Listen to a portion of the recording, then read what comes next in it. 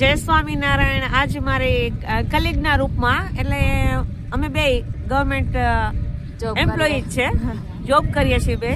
હું પણ બ્લોગર છું, એ પણ બ્લોગર છે. મારી ફ્રેન્ડ છે શીતલ આહિર. શીતલ આહિર છે. તો બેન, તારી બીજી સરનેમ શું તમારી સામે? પાનેરા. શીતલ પાનેરા. હું રેખાબેન જોશી. હું જવાહર નવોદય વિદ્યાલય પોરબંદરમાં છું. અને શીતલ, તારું આવ્યો? હું માંગરોળ તાલુકામાં FHW માં છું. આજે અમે બે સાથે અહીંયા ભેગા થયા. શિવરાજપુર બીચ. શિવરાજપુર બીચ. ખરેખર શિવરાજપુર બીચ છે ને, કુદરતી રીતે એને જો આપણે કહીએ તો એકદમ શાંતિવાળો, અને જે આ સમુદ્ર છે એકદમ ક્લીન અને સ્થિરતાથી ભરેલો છે.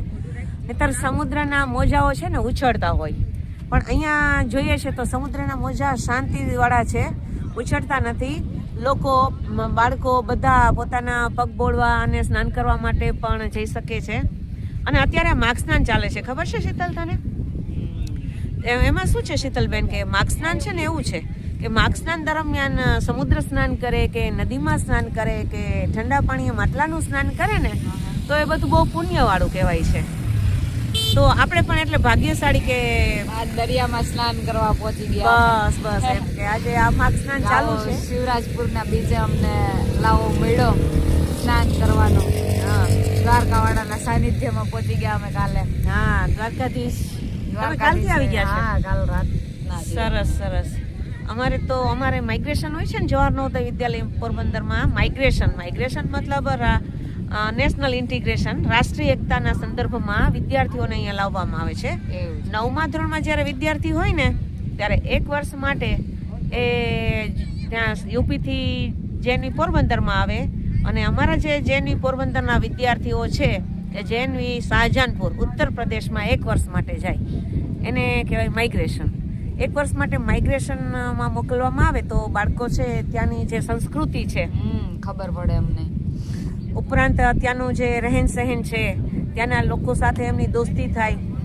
અને શીતલબેન, ખ્યાલ છે તમને પણ કે જે 9મા ધોરણમાં, એટલે કે એમની જે ટીન એજમાં અથવા તો એની યુવા અવસ્થામાં જે દોસ્તી થઈ હોય છે, એ દોસ્તી લાઈફ ટાઈમ રહેતી હોય છે. બરાબર, લાઈફ ટાઈમ રહેતી હોય છે. તો નાનપણને થોડું કોઈ પહોંચે. હા, તો બચપન છે અને એમાંય ટીન એજ છે. અને એ એક શીખવાના લર્નિંગ પ્રોસેસ પ્રમાણે શિક્ષકોના ગાઈડન્સમાં જ્યારે બાળકો માઇગ્રેશનમાં જતા હોય છે, ત્યારે અમે તો જોયું છે કે એમને ગુજરાતના વિદ્યાર્થીઓ અને અમારે પોરબંદરના વિદ્યાર્થીઓ અને ત્યાં યુપીના વિદ્યાર્થીઓ સાથે જે બોન્ડિંગ બને છે, એ બોન્ડિંગ છે એ લાઈફ ટાઈમ રહે છે. બાકી હવે તમે તમારું જે જોબનું જે વર્ક છે, શાંતિવાળી જોબ છે અમારી. નાના છોકરાઓને રડાવીએ ઇન્જેક્શન મારી.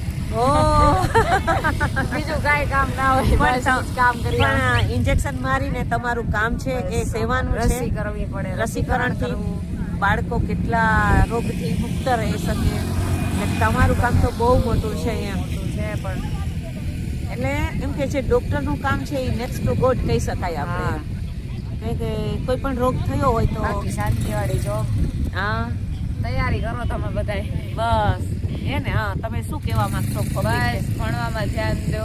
જેટલા પણ તમારા વિદ્યાર્થીઓ હોય કે તમારા કોઈ સબસ્ક્રાઈબર હોય, એ આગળ ભણવા માંગતા હોય કે જે પણ હોય, તો આગળ ભણવામાં ધ્યાન દો. ભણવામાં બધું છે. બાકી તમે આ તો સાઈડમાં કરી શકવાના હો ને. આ તો સાઈડમાં થવાનું જ છે તમારે. એકવાર તમે જોબ સિક્યોર કરી લ્યો એટલે તમારું ફ્યુચર સેટ છે. બરાબર. તારી તો ઉંમર પણ, શીતલની ઉંમર પણ નાની લાગે છે, 25 વર્ષ છે. અને બહુ સારી વાત કહેવાય કે એને ગવર્મેન્ટ જોબ અત્યારથી મળી ગઈ છે. અને આજે ગવર્મેન્ટ જોબ છે એ પણ કઈ મહેનત વગર તો નથી મળતી. એટલે શીતલબેન, તમે કઈ રીતે મહેનત કરેલી? બસ નર્સિંગ પૂરું કરી મહેનત ચાલુ કરી દીધી. પછી એક્ઝામ આવી. વાંચવું તો પડે જ, એમાં કઈ હાલવાનું તો નથી. મહેનતનો એટલે કે કઠોર પરિશ્રમનો કોઈ વિકલ્પ જ નથી. તમે એવું વિચારો કે ભગવાન ભરોસે મૂકી દે, તો ભગવાન ભરોસે બધું ન હાલે. તમારે થોડીક મહેનત કરવી પડે. હા, એ તો કહેવત પણ છે કે સુતેલા સિંહના મોઢામાં કઈ સામેથી આવીને કોઈ એનો ચારો ના આવે. સરસ શીતલ, આપણે આજે મળ્યા, બહુ આનંદ થયો. મજા આવી મને. હા, તમારો મને એવું આમ અંદરથી એવું થયું કે આટલી એજમાં કોઈ બ્લોગિંગ કરતું હોય તો સારું લાગે, જોઈને સારું લાગે આપણને. મારે છે ને હવે કે રિટાયરમેન્ટ ઉંમર નથી, કોઈ ગમે એ Learning વસ્તુ માટે શોખ કોઈ. હોય કે કોઈ પણ વસ્તુની ઉંમર હા, નથી. તમે ઉંમર જોવો માં. એટલે મારે શું છે તમને કે જે કરવાનું મન થાય ને ગમે એ એજ હોય ગમે એ ટાઈમ હોય તમે કરવાનું ચાલુ કરી દો. બસ બસ લર્નિંગ પ્રોસેસ છે ને, લર્નિંગમાં ચાલુ જ શીખવું જોઈએ દરેક માણસને. 50 વર્ષે શીખો તો એ નવું જ છે, 25 વર્ષે શીખો તો એ નવું જ છે. હા, હું તો 59 પ્લસ છું. રિટાયર્ડ. યસ, અમારે 60 યર્સ હોય છે રિટાયરમેન્ટને. એટલે બસ સંદેશ મને આજે આ દીકરી જેવી મારી શીતલ મળી તો હું બધાને સંદેશ એ જ આપવા માંગુ છું કે લર્નિંગ પ્રોસેસ છે ને એ એક જીવનનો ભાગ છે. તમે તમારા શોખ ને ભૂલો બધું કરવાનું, તમારે ભણવાનું ચાલુ રાખવાનું, બધી વસ્તુ કરવાની, પણ તમારે તમારા શોખ નહીં ભૂલી જવાના કોઈ દિવસ.